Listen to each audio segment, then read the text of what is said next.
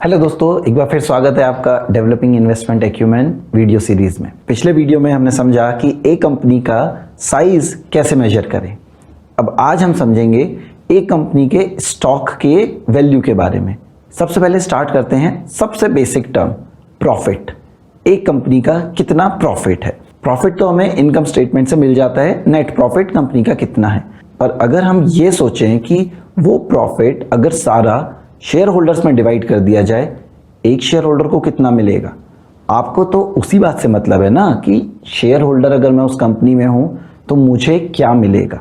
इसके लिए एक टर्म होती है अर्निंग्स पर शेयर, EPS। ये स्टॉक एनालिसिस की सबसे बेसिक टर्म है। समझते हैं एक एग्जांपल से। मान लीजिए आपकी कंपनी ने 1000 का प्रॉफिट बनाया। अब उस कंपनी में 10 शेयर्स इशूड करे हुए हैं। अगर वो प्रॉफिट आप सारे शेयर्स में डिवाइड कर दें तो हर शेयर होल्डर को जिसके पास एक शेयर है कितना मिलेगा, 100 रुपया। और वही अगर उस कंपनी ने 1000 शेयर्स इशू करे होते तो एक शेयर होल्डर को कितना मिलता, 1 रुपया। EPS के बारे में मैं आपको एक बात बताता हूँ। EPS रियल नंबर नहीं है कि जो आपको वो प्रॉफिट मिलेगा, ये एक कैलकुलेशन का नंबर होता है। कैलकुलेशन का नंबर जैसे एक कंपनी अगर सारा प्रॉफिट अपने शेयर होल्डर्स में डिवाइड कर दे तो एक शेयर को कितना पैसा मिलेगा। कोई कंपनी सारा प्रॉफिट शेयर होल्डर्स को नहीं देती।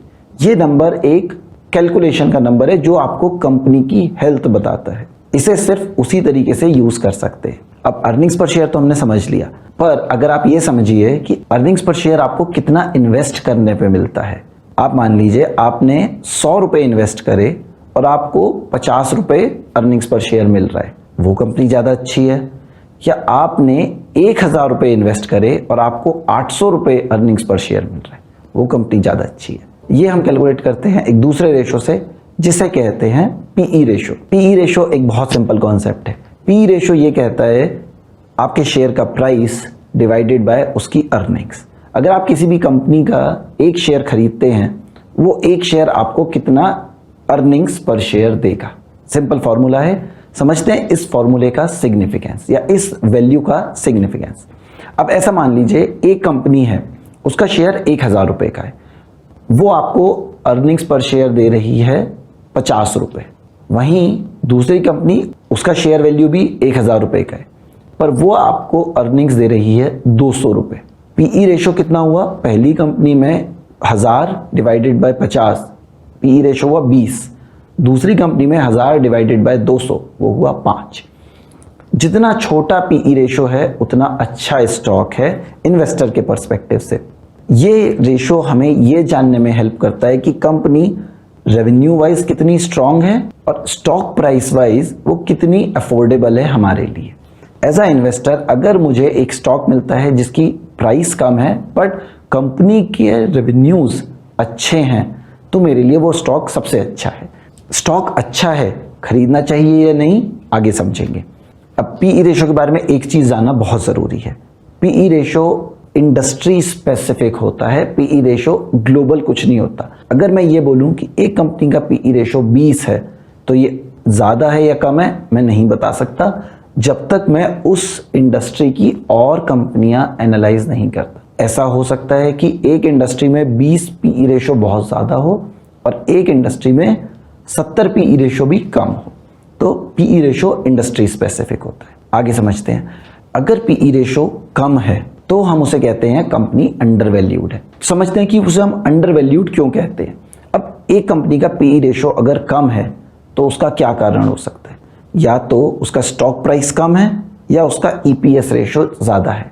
अब अगर कंपनी का स्टॉक प्राइस कम है और EPS रेशो ज्यादा है, ये किस सिनेरियो में हो सकता है। समझते हैं सिनेरियो। एक कंपनी पिछले 3-4 साल से बहुत खराब परफॉर्म कर रही थी, कोई प्रॉफिट नहीं था, रेवेन्यू भी गिर रहा था, इसकी वजह से उसका स्टॉक प्राइस गिर गया नीचे।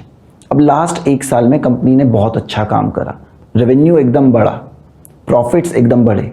प्रॉफिट्स बढ़े तो EPS बढ़ गया, लेकिन वो प्रॉफिट्स और EPS जो बढ़ा वो अभी तक आपके स्टॉक प्राइस को उतना इम्पैक्ट नहीं कर पाया है।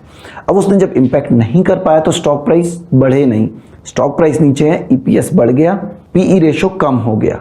क्या कहते हैं कि EPS अगर बढ़ गया है, धीरे धीरे वो इम्पैक्ट करेगा स्टॉक प्राइस को, स्टॉक प्राइस बढ़ेगा। कम अगर है पीई रेशो तो वो कंपनी अंडर वैल्यूड है। अब उल्टा एग्जांपल समझते हैं, अगर एक कंपनी का पीई रेशो बहुत ज़्यादा है तो वो कंपनी ओवर वैल्यूड कहलाती है। क्यों कहलाती है समझते हैं। पीई रेशो अगर ज़्यादा है तो स्टॉक प्राइस या तो बहुत ज़्यादा है या ईपीएस बहुत कम है, तभी पीई रेशो बहुत ज़्यादा होगा।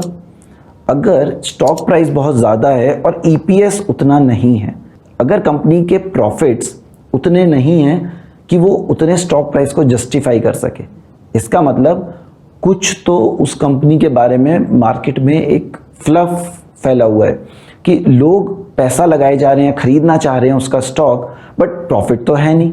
तो दो सिनेरियो हैं, या तो उस कंपनी का कोई फ्लफ फैला हुआ है मार्केट में, या फिर लोगों को ऐसा लग रहा है कि ये कंपनी फ्यूचर में बहुत ग्रो होने वाली है।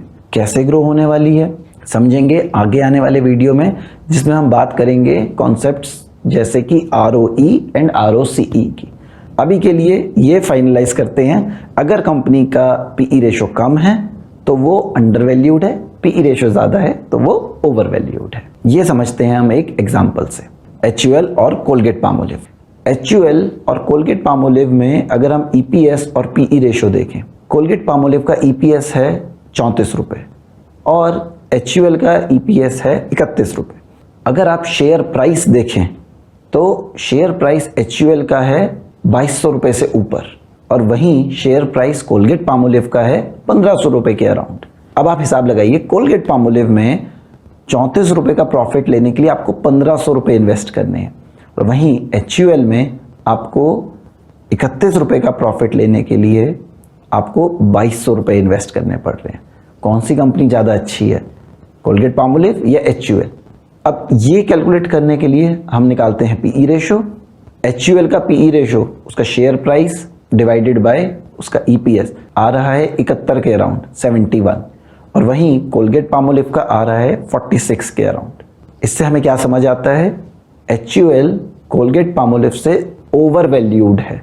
वो अच्छा शेयर है या नहीं है अभी हम ये बता नहीं सकते, क्योंकि आने वाले वीडियोस में हम और रेशो समझेंगे जिनसे हमें ये समझ आएगा कि लोग क्यों HUL में पैसा लगा रहे हैं अगर वो ओवर वैल्यूड है। एक एग्जांपल मैं आपको और देता हूं। आप ये स्क्रीन पे जो डेटा दिख रहा है आप इसको देखिए। इस डेटा में आपको एनालाइज करना है कि बायोकॉन का मार्केट कैप से आप क्या समझते हैं, पीई रेशो से आप क्या समझते हैं और EPS से आप क्या समझते हैं। जो आप समझे आप वो कमेंट बॉक्स में भी लिख सकते हैं, नहीं तो आप इस वीडियो को पॉज करिए 2 मिनट, अपना कैलकुलेशन करिए, अपना सोचिए, 2 मिनट के बाद मैं आपको बताता हूं। तो दोस्तों मैं आपको बताता हूं कि यहां हम बायोकॉन का कैसे एनालिसिस कर सकते हैं। आप सबसे पहले देखिए मार्केट कैप को। बायोकॉन इस इंडस्ट्री की 6ठी सबसे बड़ी कंपनी है। बायोकॉन का मार्केट कैप 48,000 करोड़ से भी ज़्यादा है। तो कंपनी तो बहुत बड़ी है, मार्केट कैप ज़्यादा है, कंपनी तो बड़ी है। अब आते हैं हम EPS पे। EPS लेकिन इसका इंडस्ट्री एवरेज से बहुत कम है। अब EPS कम होने का मतलब प्रॉफिट्स गिर गए हैं, प्रॉफिट्स कम है, मार्केट कैप बहुत ज़्यादा है, इसका मतलब रेवेन्यूज प्रॉफिट्स तो गिरे बट स्टॉक प्राइस नहीं गिरे, स्टॉक प्राइस ऊपर है। अगर आप पीई रेशो देखें तो ये आपका क्लियर भी हो जाएगा कि पीई रेशो इंडस्ट्री एवरेज से बहुत ज़्यादा है। इंडस्ट्री एवरेज आपका होगा करीबन 35 से 40 के बीच में। अगर आप बाकी सारी कंपनीज के पीई रेशो को ऐड करके 8 से डिवाइड करेंगे तो आपको 40 के अराउंड पीई रेशो मिलेगा। यहाँ आपका इस कंपनी का पीई रेशो उससे कम से कम 4 गुना ज़्यादा है। ये वेरीफाई करता है कि इस कंपनी के स्टॉक्स अभी तक गिरे नहीं हैं, जबकि रेवेन्यू खत्म हो गया, रेवेन्यू बहुत कम है, प्रॉफिट बहुत कम है, बट स्टॉक प्राइस अभी नीचे नहीं आए हैं। ये कंपनी अपनी पिछली इमेज का, जो इसकी पुरानी इमेज है कंपनी की, इतनी बड़ी कंपनी, सक्सेसफुल कंपनी, उसकी वजह से इसके स्टॉक प्राइस जो हाई थे वो अभी भी हाई ही हैं। अगर ये कंपनी ने नेक्स्ट 2 क्वार्टर 3 क्वार्टर में रेवेन्यू अच्छा नहीं दिखाया तो इसके स्टॉक प्राइस गिरने लगेंगे। ये बहुत रिस्की इन्वेस्टमेंट है। अभी इसके स्टॉक प्राइस हाई हैं, अभी इन्वेस्ट करना इस कंपनी में रिस्की है। या तो आप 2 क्वार्टर रुक जाइए, एनालाइज करिए कि ये कंपनी के स्टॉक प्राइसेस कितने नीचे जा रहे हैं, उसके बाद इन्वेस्ट करें। इस तरीके से दोस्तों हम एनालाइज करते हैं कि एक कंपनी का स्टॉक ओवर वैल्यूड है या नहीं है। सो थैंक यू दोस्तों ये वीडियो देखने के लिए। तो इस वीडियो में हमें यह समझ आया कि पीई रेशो हमें ओवर वैल्यूड और अंडर वैल्यूड स्टॉक आइडेंटिफाई करने में हेल्प करता है। ईपीएस हमें यह बताता है कि कंपनी का प्रॉफिट अगर सारे शेयर होल्डर्स में डिवाइड कर दिया जाए तो एक शेयर पे कितना प्रॉफिट मिलेगा। जितना वो ज़्यादा नंबर होगा ईपीएस का उतना अच्छा है इन्वेस्टर्स के लिए। पीई रेशो जितना कम होगा इन्वेस्टर्स के लिए उतना अच्छा है। पीई रेशो कम है इसका मतलब ये नहीं है कि कंपनी अच्छी है। पीई रेशो बहुत ज़्यादा है इसका मतलब ये नहीं है कि कंपनी बहुत ख़राब है। हमें और भी रेशोज देखने पड़ेंगे जो कि हम समझेंगे आने वाले वीडियोस में। थैंक यू दोस्तों, आज के वीडियो में इतना ही। मिलते हैं अगले वीडियो में।